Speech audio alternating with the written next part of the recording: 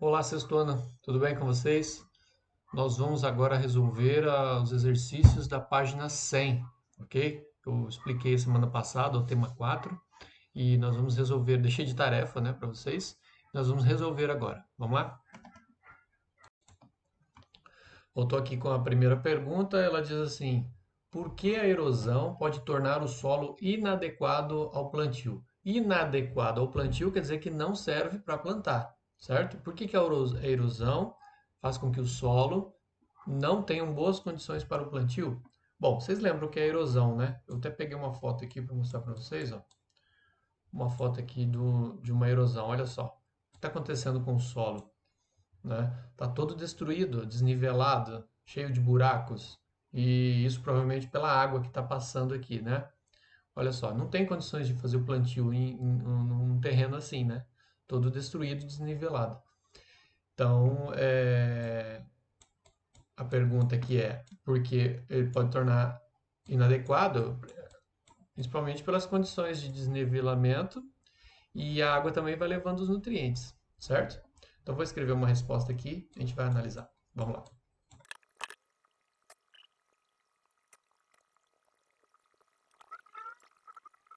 Então tá aqui.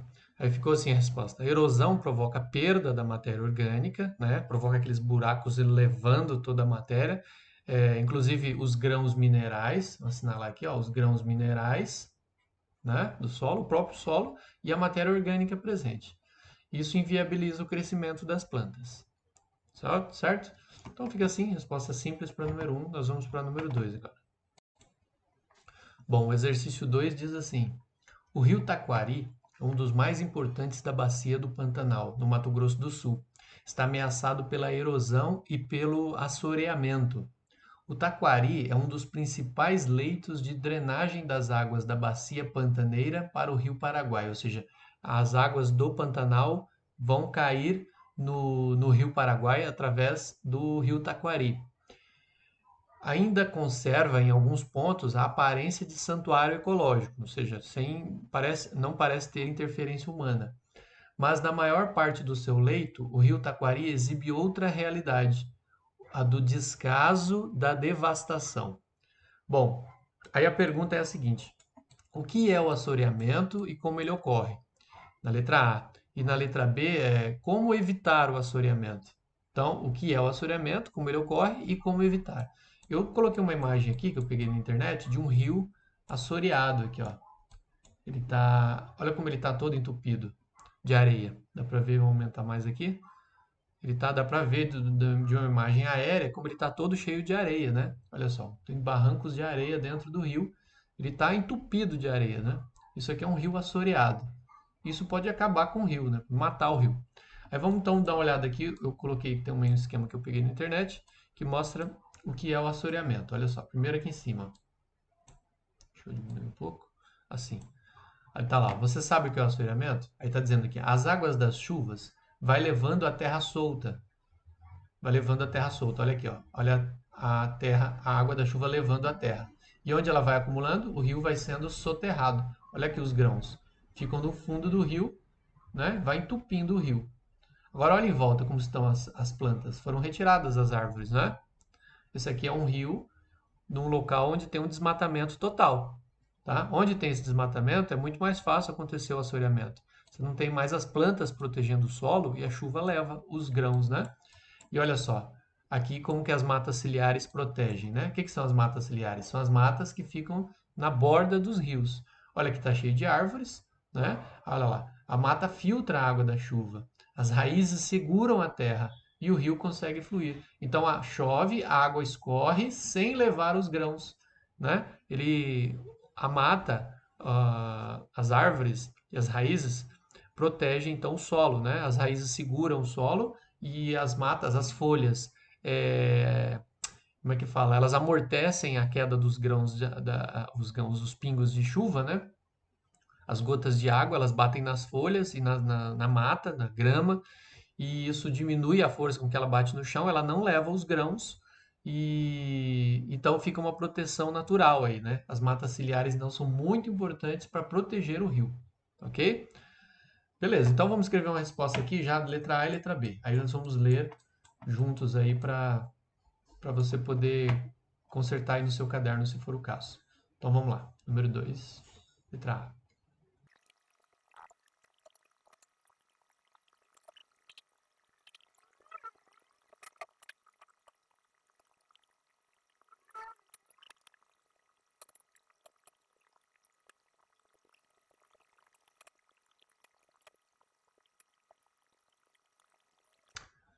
Então tá aqui, pessoal. A resposta ficou assim, ó. Vamos ler juntos aqui. Aí você vai conferir no seu caderno se está certo. Se não tiver, essa aqui é a minha dica de resposta, então, né? Fica assim, ó. O assoreamento é um processo que ocorre quando a erosão do solo faz com que os materiais arrastados pela água se depositem. Então, os materiais são arrastados, se depositem em leitos de rios, córregos, lagos, açudes, diminuindo a profundidade das reservas de água. Então, diminui a profundidade, fazendo com que elas transbordem facilmente. Então, o rio fica tão entupido que ele começa a transbordar, né? Inclusive causando alagamentos. E aí, como evitar, né? Na letra B, está escrito assim: evitar o desmatamento, então, a gente não desmatar, conservar a mata ciliar, que é aquela mata que fica em torno do rio, e manter a cobertura vegetal do solo, são exemplos de atitudes que evitam o assoreamento. Ou seja, simplesmente conservar a vegetação que fica em volta dos rios, ok? Existe até uma lei para isso, né? Eu já falei disso. Existe uma lei de que, dependendo do tamanho do rio, você tem que ter uma mata na borda do rio. Se você é um rio muito largo, você tem que ter uma mata ciliar bem grande. Se é um córregozinho pequeno, a mata é menor, mas tem que ter a mata ali para proteger o rio. Ok? Beleza? Vamos para número 3. O número 3 ele diz assim: como a compactação. Opa, puxar para cá. Como a compactação do solo faz com que ele se torne impermeável. O que é compactar? Compactar é apertar, esmagar, né? Ele vai ocupar menos espaço. E impermeável é não passar água. Então, como a compactação do solo faz com que o solo fique impermeável? Bom, primeiro, o solo impermeável ele é ruim porque a água não flui, não passa por ele, não abastece os lençóis freáticos e, inclusive, pode até não abastecer as raízes das plantas. A compactação é quando o solo está muito. Ele foi compactado, ele foi apertado, os grãos estão muito juntos, né? Os grãos muito juntos não tem espaço, não tem ar, né? Espaços vazios, e aí a água não flui, ela não penetra no solo. Então, vamos escrever uma resposta aqui para o número 3. Vamos lá.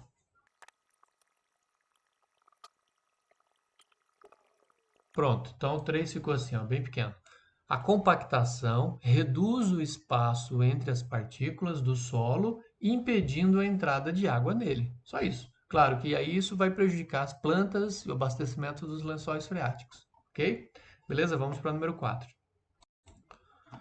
O número 4 está aqui e ele diz assim: cite exemplos de fontes de contaminação do solo nas áreas urbanas e rurais. Bom, as áreas urbanas são aqui na cidade, né?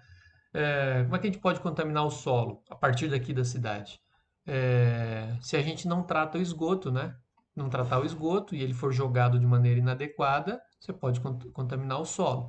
Outra coisa que a cidade pode contribuir para a contaminação do solo, né? Se a gente destinar o lixo da cidade para locais inadequados, que não tem tratamento correto. Pega o lixo e joga lá no chão, lá longe, fora da cidade, joga em algum lugar, e aí esse lixo da cidade vai contaminar o solo, ok? E lá na área rural, a gente pode contaminar o solo usando agrotóxicos, certo? E também adubos e fertilizantes, que podem fazer bem para uma planta, mas faz mal para outras, né? E, inclusive pode cair no rio, a chuva leva para um rio e aí pode contaminar as águas do rio, matando peixes, etc. Inclusive, o ser humano usando a água depois pode se contaminar com esses agrotóxicos. Beleza? Então vamos escrever a resposta aqui.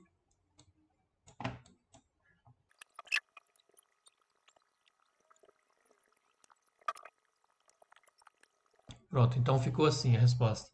área urbana, esgoto sem tratamento e lixo sem destinação adequada. E na área rural, agrotóxicos e adubos químicos. Ok? Então vamos para o número 5. Exercício 5 está aqui, ele diz assim: o quebra-vento é uma técnica de plantio de árvores e arbustos ao redor da área de cultivo agrícola. Aí, vamos ver a foto aqui, ó, dá para ver que você tem aqui plantas, olha, as plantas estão aqui, e você tem árvores aqui, ó, árvores aqui, árvores altas, dá para ver pela sombra que elas são altas. Aqui provavelmente são eucaliptos. Elas estão plantadas na borda dessa plantação e elas protegem a plantação do vento. O solo protege a plantação e o solo do vento, né? Então, eles são chamadas de quebra-ventos. Aí a pergunta é a seguinte: de que forma essa prática pode ajudar a preservar o solo? Por que colocar o quebra-vento na fazenda, né, na borda das plantações, ajuda a proteger, a preservar o solo? Bom, o quebra-vento, a gente sabe que o vento ele é uma das causas de erosão, não é? Se você tem um solo que por algum tempo fica exposto na terra, né, antes de plantar aqui a soja, o milho, o algodão, sei lá, o solo fica exposto. Se você tem vento, o vento pode ajudar a provocar erosão, certo? E essas árvores vão fazer a proteção, ok? Então vamos escrever a resposta aqui, número 5. Vamos lá.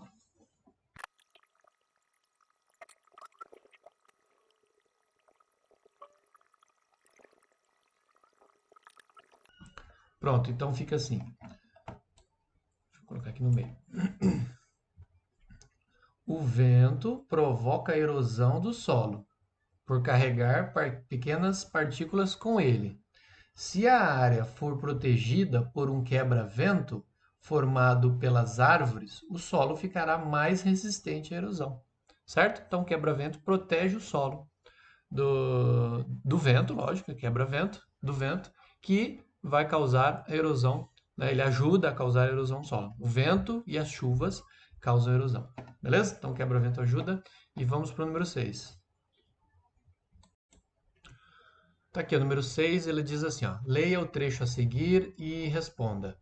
10 espécies de peixes encontrados mortos no rio Riachão, em Francisco Dumont, foram levados para um laboratório em Montes Claros para passarem por uma análise. Os peixes fazem parte de uma amostra de cardumes que estão morrendo ao longo do rio. Há suspeitas de que os agrotóxicos de plantações da região tenham atingido o rio. Aí aqui, fonte, Peixoto, tá? É uma notícia, né? Ó, tem o endereço aqui, ó. Tem o endereço onde está essa notícia. Bom, que ela é de 2018. Aí a pergunta é a seguinte: como os agrotóxicos usados nas plantações poderiam ter chegado ao rio Riachão? Se o agrotóxico é usado nas plantas e elas são plantadas no solo, como que elas vão parar na água, esses agrotóxicos? E aí vão parar nos peixes que acabam morrendo. Hum? Bom, a plantação provavelmente fica próximo dos rios e a chuva leva os agrotóxicos, né? Os agrotóxicos são usados nas plantas, aí vem a chuva e a água escorre e leva esses agrotóxicos dissolvidos na água, levam para o rio. E aí os peixes, né, vão acabar sendo contaminados e acabam morrendo, né, já que são tóxicos para eles, são feitos para as plantas para matar as pragas, não para matar os peixes, mas vai parar nos rios e contamina os peixes que acabam morrendo. Ok? Então vamos escrever uma resposta aqui desse lado aqui agora. Vamos lá.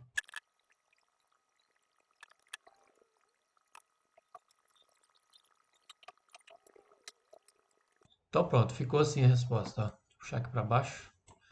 Ficou assim, ó. Opa. Aqui.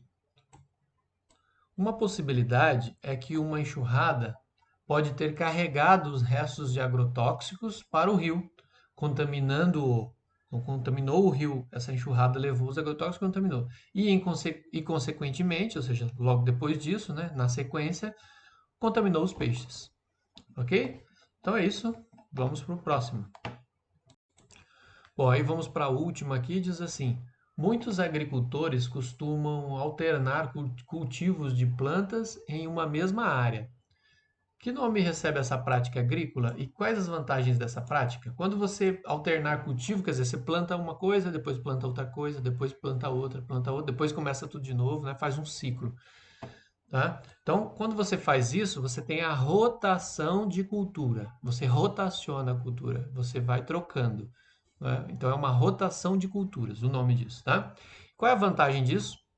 Bom, existem plantas que sugam o solo demais, tiram muitos nutrientes do solo. Tem outros que você planta que eles abastecem o solo com os nutrientes, principalmente o nitrogênio. Então, quando a gente planta, por exemplo, leguminosas, feijão, por exemplo, ele abastece o solo com nitrogênio. E aí depois você planta outro, por exemplo, a cana-de-açúcar, ela retira o nitrogênio do solo. Então você vai fazendo essa alternância, você não esgota o solo, você não deixa o solo pobre, né? Ficar só plantando cana uma atrás da outra, né? Todos os anos, então você vai esgotar o solo. Ele não vai ter nutrientes para abastecer as plantas. O solo vai ficar pobre em nutrientes. Então, você fazendo essa rotação, você abastece novamente, ok? Então, vamos responder isso aqui. E a nossa última, né? Vamos responder aqui a número 7.